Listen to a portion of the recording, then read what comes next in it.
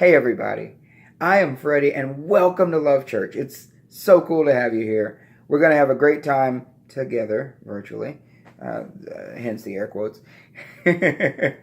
So let's get started. Today is going to be the second installment of our Just the Way You Are series.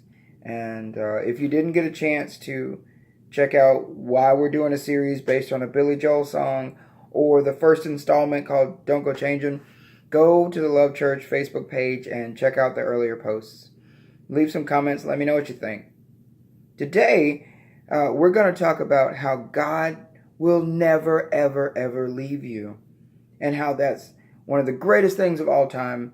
And also, it can be a burden when we're trying to be in our feelings and in our humanity. So our talk, entitled, I Will Not Leave You, the weight of God's ever-present presence. All right? So, like I said, the whole series is inspired by Billy Joel. So I am going to attempt to sing the verse that's kind of the heart of today's message. I will not leave you in times of trouble. We never could have come this far. So, God doesn't want to ever leave us, and He won't. And He won't fail us in this way. And if you don't believe me, that's cool, because He literally says it throughout the entire Bible. Joshua 1:5. No one will be able to stand against you all the days of your life. As I was with Moses, so I will be with you. I will never leave you nor forsake you. John 14:18. No, I will not abandon you as orphans. I will come to you. And of course, Psalm 23:4. Now, those are some verses that we know a lot of people have heard over the time. And I can even read it in the King James Version and still have a good idea what I'm talking about, which for me is kind of limited because, the Old English is a little tough. But yea, though I walk through the valley of the shadow of death, I will fear no evil, for thou art with me, for God is with us. So we know that God's around us at all times. And we also know that God is like a good, good father. So we have a cool parent walking around with us at all time who just happens to have the power to create or destroy the universe. But yeah. So he's our parent. He's just walking around. And that's fantastic when things are going really well and we're doing good stuff. Yeah, I got an A in algebra. That's amazing. High five, God. Yeah, my basketball team made state. Okay, I can't even say that one because I have no athletic prowess, so I don't know what that feels like. I had 1A in algebra, so I can speak that to truth. Let me be more honest from where I'm coming from. Right? Hey God, check it out. I beat Final Fantasy VII, including Omega Weapon, in under 3 weeks. Boom! I did it. Yeah. So, in those moments of celebration, when we've done a cool thing, it's really, really wonderful to have God there. Right?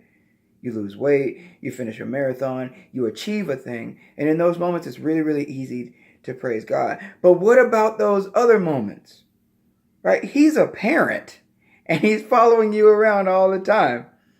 So yeah, it's cool when you ace your algebra test. But what about when your friends want you to sneak out and try cigarettes?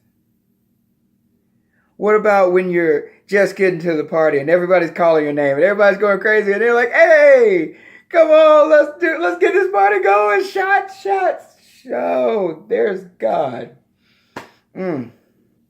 Somebody get me a juice box.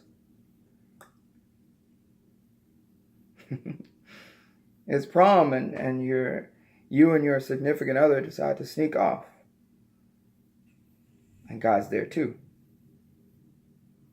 See, that's why sometimes when we are trying to live our most fun life, God is still trying to help us to live our best life. And the conflict between the two makes us uncomfortable. Sometimes we want God to let us live our lives. Look, Lord, I'm not a Bible scholar, and I understand this way of thinking. I've read a couple stories about some people, like that David guy. He did a lot of really messed up stuff. And you're cool with him. So, what's the deal? Let me just do this little thing. I know where you live. I saw the church on the corner. I'm going to come check you out afterwards. But that still small voice in your head and your heart and your gut doesn't stop. It doesn't stop. And so it feels, or at least for me, it felt like a weight. And I was like, Lord, why is this so heavy? It seems like maybe some of my friends had an easier time in life because they could just kind of do what they were doing and have a good time and fit in and be popular and do all the things that the popular kids was doing. Why is this so hard? Why do I have to keep hearing you? You see, I didn't understand that the thing that I called a burden wasn't a burden at all, but a shield. You see, God being around you all the time means that He's in prime position to protect you, to heal you, and to shelter you. Like when I was diagnosed with cancer and I had absolutely no health insurance at the time.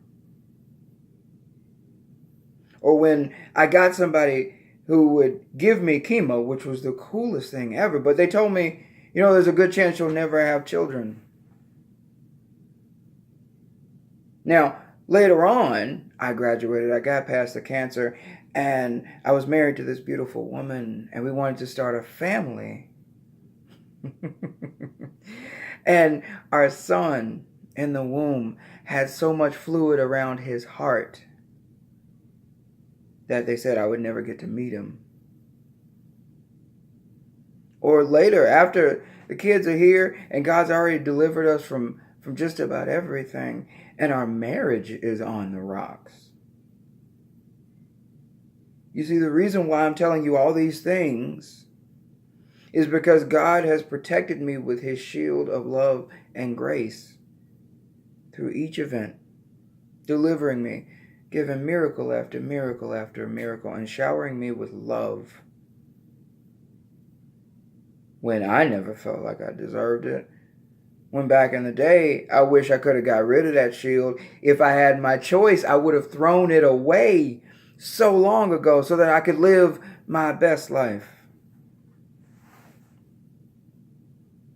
The burden that we feel of God's ever-present presence is heavy. But that's because it has to be. It has to be a shield to protect you from things you haven't seen yet. So as you go through, thank God for that burden, that voice that won't stop talking to you. Because He is there all the time. He will never leave you, whether you want Him to or not. And I thank God for that. I love you guys so much. I hope you enjoy the video. Give me comments. Let me know what you think. Let me know what you want to hear about once we finish this series. Testimonies, prayer requests, everything. Take it easy. See you later from Love Church.